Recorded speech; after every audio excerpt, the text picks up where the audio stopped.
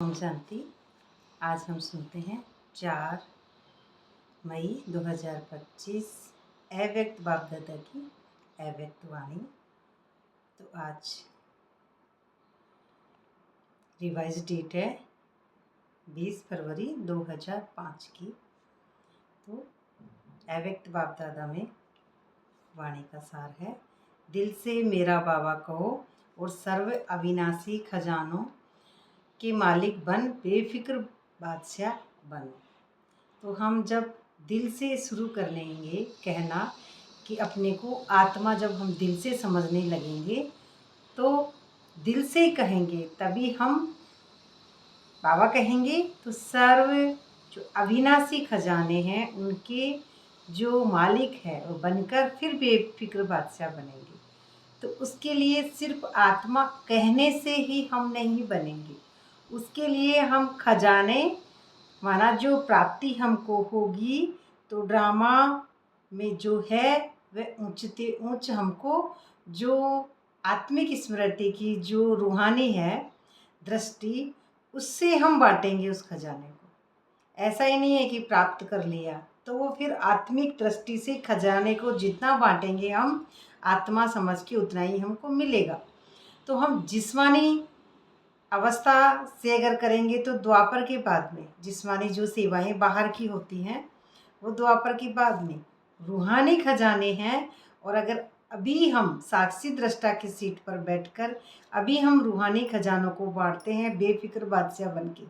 बेफिक्र बादशाह साक्षी दृष्टा की सीट, जो कैरेक्टर से 5 तत्वों से इस हद की बुद्धि से बेहद की जो सेवा करता है उसे कहते हैं बेफिक्र बादशाह। बेफिक्र बादशाह के अंदर कैरेक्टर का भान नहीं और किसी की कमी कमजोरियों का उस आत्मा पर असर नहीं पड़ता है, वह होती है बेफिक्र बादशाह। तो आज भाग्य विधाता बाप दादा अपने सर्व बच्चों के मस्तक बीच भाग्य की रेखाएं देख रहे हैं। हर एक बच्चे के मस्तक में चमकते हुए दिव्य सितारे की रेखा दिखाई दे रही है। एक तो जैसे बाबा कहते हैं रेखा, तो निराकार बाप सिर्फ आत्मा को देखता है, न कि किसी शरीर को, कैरेक्टर को। और यह जो बताते हैं रेखा, तो लंबी रेखाओं को नहीं, कैरेक्टर को नहीं, बिंदु, जो बिंदु स्वरूप है निराकार स्मृति, तो उसी को देखते हैं। इसके अंदर ये कमियां कमजोरी ये नहीं देखते बच्चों की, क्योंकि कमियां कमजोरी बाबा कभी नहीं देखते हैं, किसी में क्या है किसी में क्या है। तो बाबा सिर्फ आत्माओं को देखते हैं।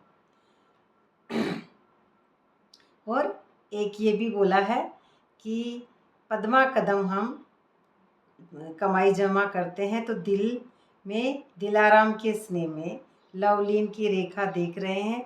हाथों में सदा सर्व खजानों की संपन्नता की रेखा है, पाँव में पदम है। तो ये श्रेष्ठ सारी बातें कब होंगी? जब हम न्यारा और प्यारा हो जाएंगे। न्यारा और प्यारा होंगे तो रिटर्न करेंगे तभी हमको सत्युग में मिलेगा। न्यारा और प्यारा होने के बाद में रिटर्न में सत्युग में मिलेगा।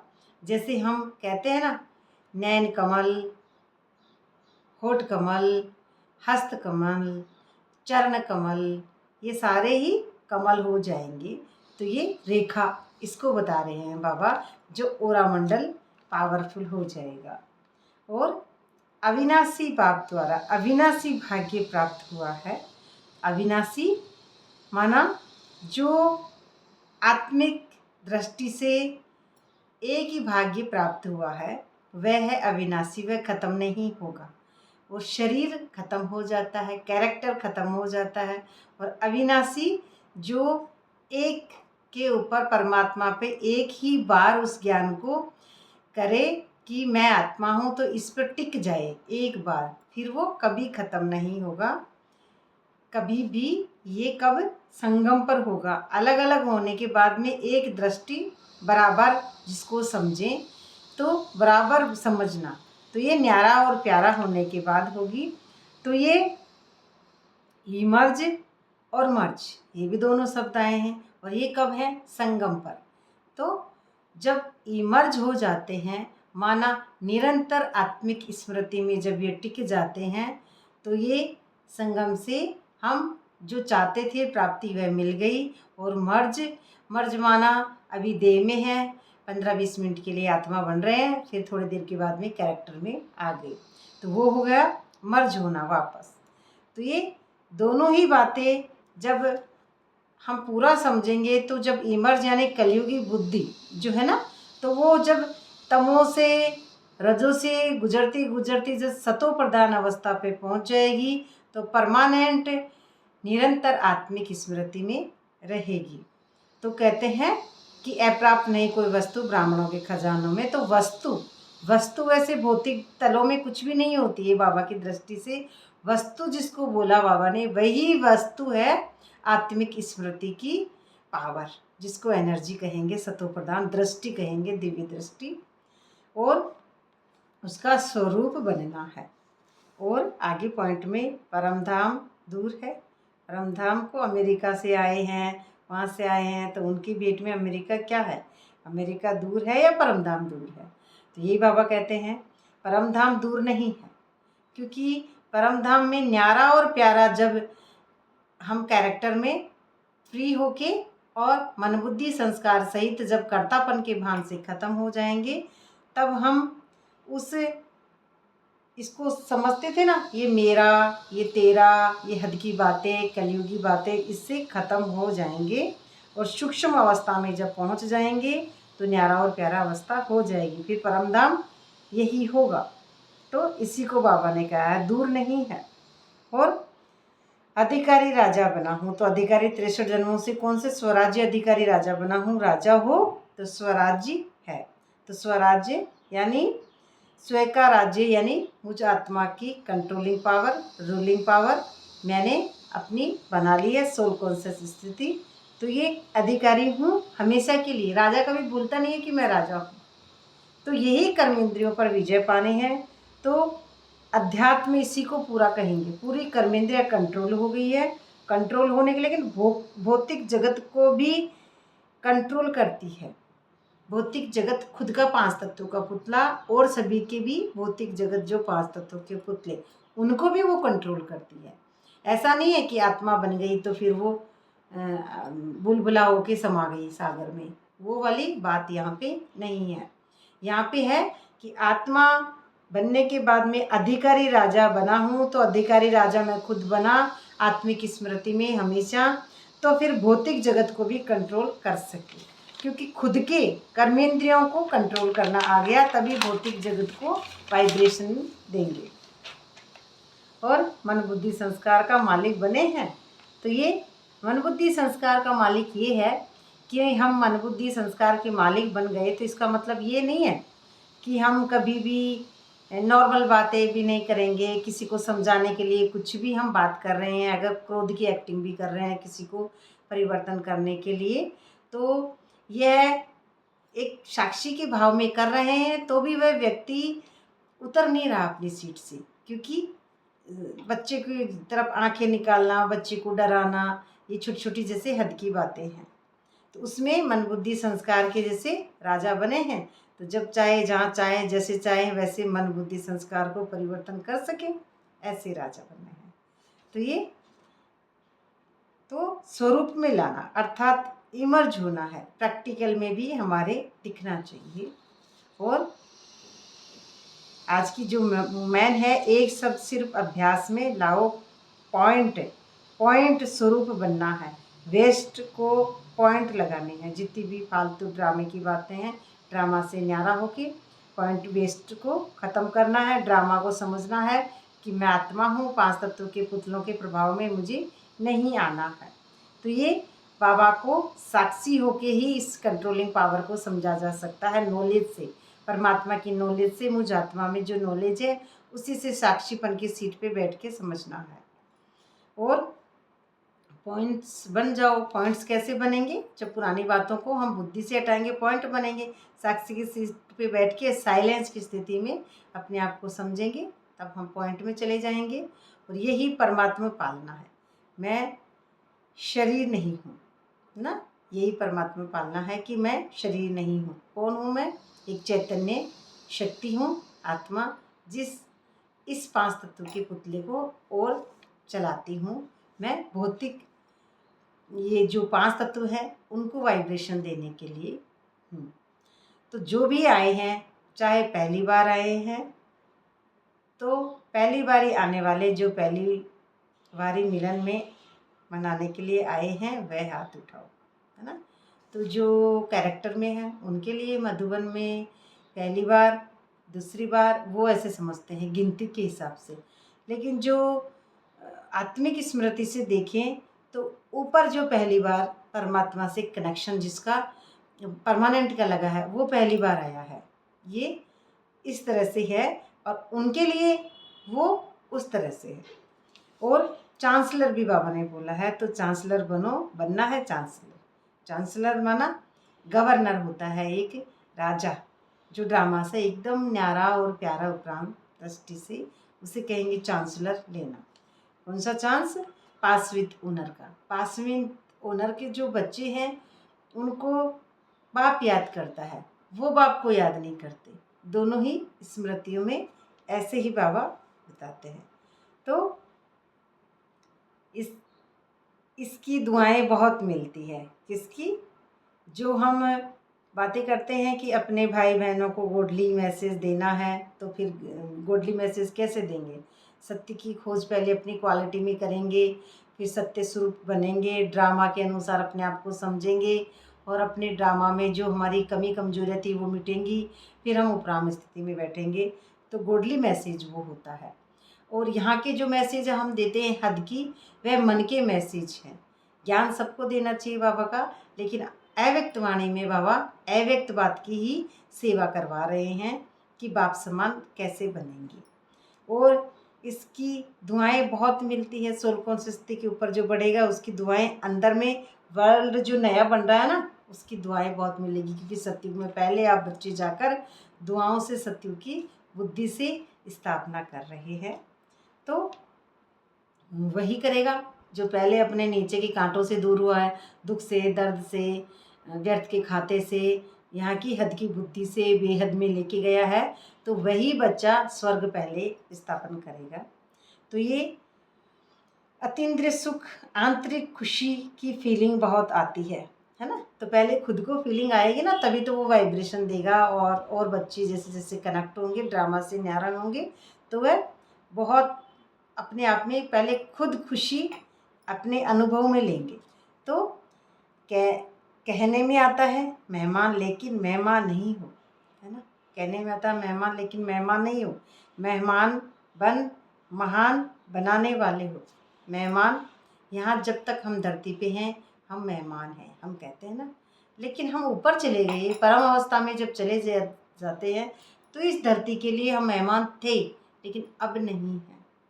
मेहमान कब होते हैं? जब हम कैरेक्टर में हैं, शरीर की बातों में है, कलयुगी में बुद्धि है, और तमो प्रधान रजो प्रधान जो अवस्था है उसमें हम मेहमान, और सतो प्रधान अवस्था में हम अब मेहमान नहीं हैं। महान बन महान बनाने वाले हो। पहले बने फिर बनाने वाले हो, क्योंकि दुख दर्द से दूर खुद होंगे तभी दूसरों को करेंगे। तो अच्छा, ताली बजाओ। सभी ने खूब तालियां बजाई। जैसे अभी ताली बजाई ऐसे सदा खुशी की तालियां ऑटोमेटिकली बजती रहे। अच्छा, कहाँ बजती रहे? अंदर में, बाहर नहीं। और एक ये भी बोला है कि टीचर्सों को फिर आगे बोला है बाबा ने कि आपके फीचर्स से पता चले खुशी रूहानी की टीचर है।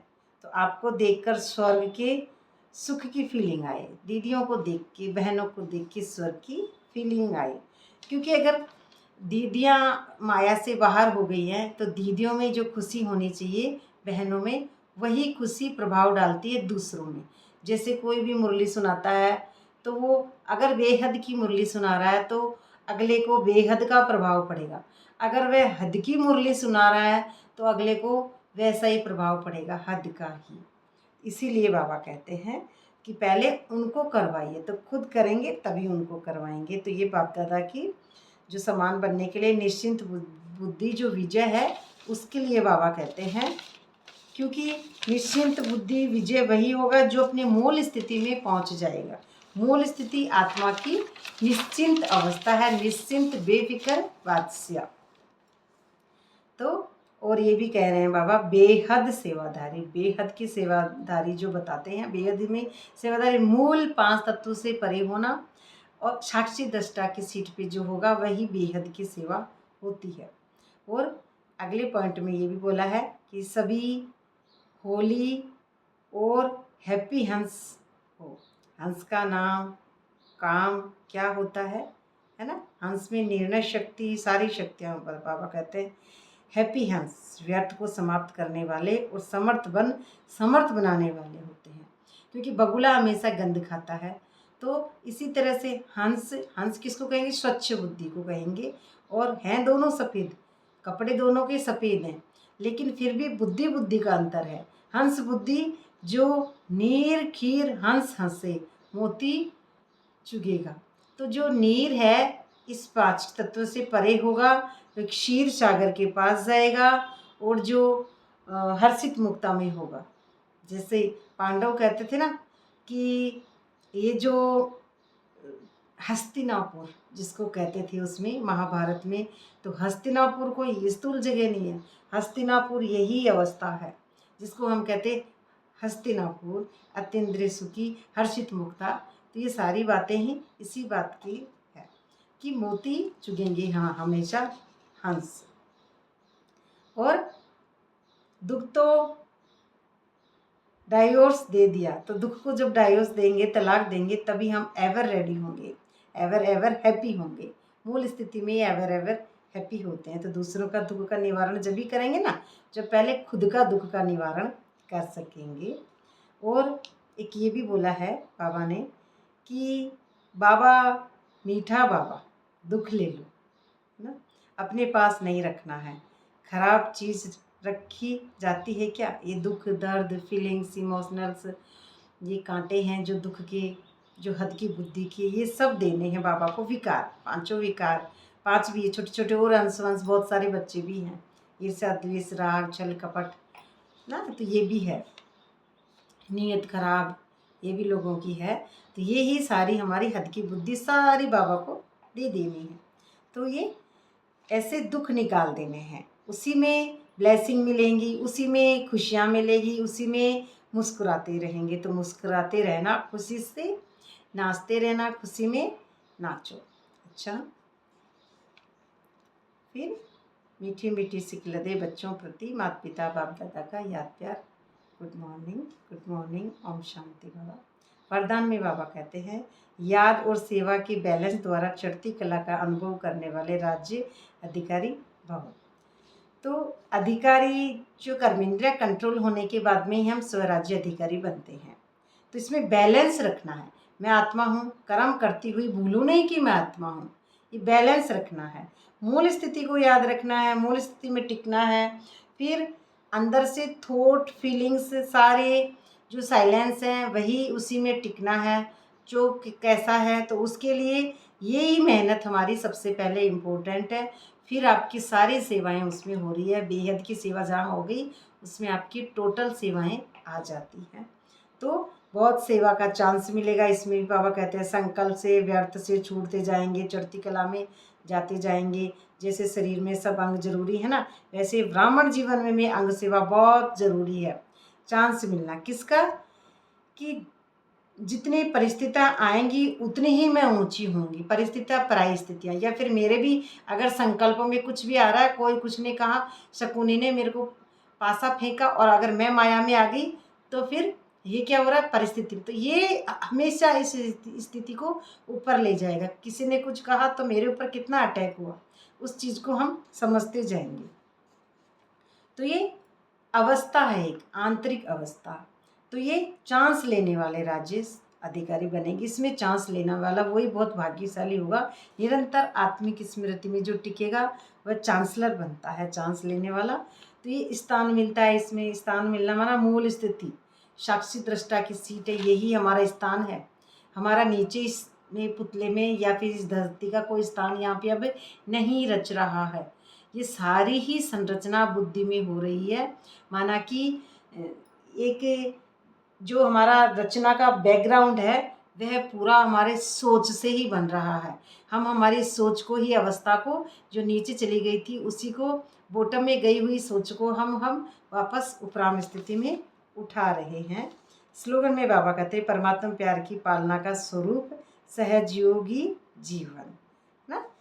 तो जीवन जीने की कला, जीवन जब मुक्ति से पार हो जाएंगे हम, मुक्ति यानी ये बंधन पूरा अध का टूट जाएगा, माया से परे हो जाएंगे, और फिर हम स्वर्णिम दुनिया, जो सोने की दुनिया कह रहे हैं, उसमें हमको जीना आ जाएगा। उपराम स्थिति से ड्रामा को देखना आ जाएगा।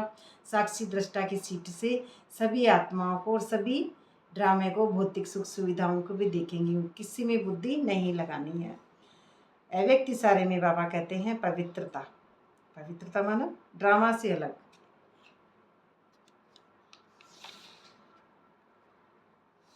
पवित्रता माना ड्रामा से बिल्कुल अलग होना है।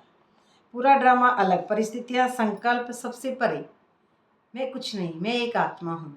अब आत्मा के अंदर जो भी है, संकल्प है, कुछ भी है, वह मेरा नहीं है। मैं उपराम स्थिति में देखने वाली हूँ। वह होती है पूरी पवित्रता साक्षी दृष्टा से। और आप ब्राह्मणों का सबसे बड़े से बड़ा श्रृंगार है संपूर्ण पवित्रता। सारी ही पवित्रताएं, उसमें एक दो नहीं है, सब आते हैं नंबर वाइज, सातों गुण, आठों शक्तियाँ, ये सारे गुण। तो ये संपूर्ण पवित्रता आपके जीवन की सबसे बड़े से बड़ी प्रॉपर्टी है, संपूर्ण पवित्रता।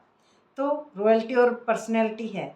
इसे धारण कर एवर रेडी बनो, तो प्रकृति अपना काम शुरू करे। भाई आप अगर एवर रेडी नहीं बनेंगे तो ये समस्याएं, ये हैं जितने भी, और इनमें आप अगर लगे रहोगे अंदर में ही अपने ड्रामा को, तो ये प्रॉब्लम से समानता में बदलाव कैसे आएगा। ये जो सभी अगर एक जैसे होंगे, सभी अगर प्रॉब्लम में फंसे होंगे, तो ऊपर कौन खींचेगा। इसलिए पहले बच्चे जो बेहद में जाएंगे, वही बच्चे प्रॉब्लम से परे होंगे, तो वही उनको प्रे करेंगे। किससे? अपनी वाइब्रेशन से, दुआओं से, सत्य की, परमात्मा की जो शक्तियां हैं उनसे, पूरे पांचों तत्वों को कैरेक्टर से छुड़ाएंगे। तो पहले खुद छूटेंगे तब छुड़ाएंगे। तो प्रकृति अपना काम शुरू करे तभी परिवर्तन होगा। तो प्योरिटी की पर्सनैलिटी से संपन्न रॉयल आत्माओं को सभ्यता की देवी कहा जाता है ना। जो रॉयल आत्मा होती है ना, उनको सभ्यता की देवी कहा जाता है, जो साक्षी दृष्टा है। तो साक्षी दृष्टा में ये हो जाता है कि उनको न किसी से लगाव होता है, न किसी से प्रभाव होता है, न किसी से टकराव होता है, और न ही किसी से झुकाव होता है, न तनाव होता है, कुछ नहीं होता उनको, क्योंकि वह एक परमात्मा के साथ कंबाइंड स्वरूप में स्थित होते हैं। तो ये कहानी होती है ना हद की, वह उन पे अटैक नहीं करती हैं। हद की कहानी, कुछ भी आ गया उसके परिवार में, उसके संबंधों में, अंतर संकल्प भी उसमें टक्कर नहीं खाते हैं, क्योंकि अंदर की स्मृतियाँ को प्राण दृष्टि से देखना ही जो हमारी स्टेज होती है साक्षी दृष्टा की, उसी में नैन कमल, होठ कमल और चरण कमल, हस्त कमल, ऐसे हर्षित मुक्ता वाला जो होगा ड्रामे से परे, वही आत्मा होगी। क्योंकि कमल उपराम स्थिति में कमल है, न कि ऐसे पहनाने से किससे कमल है। ओम शांति।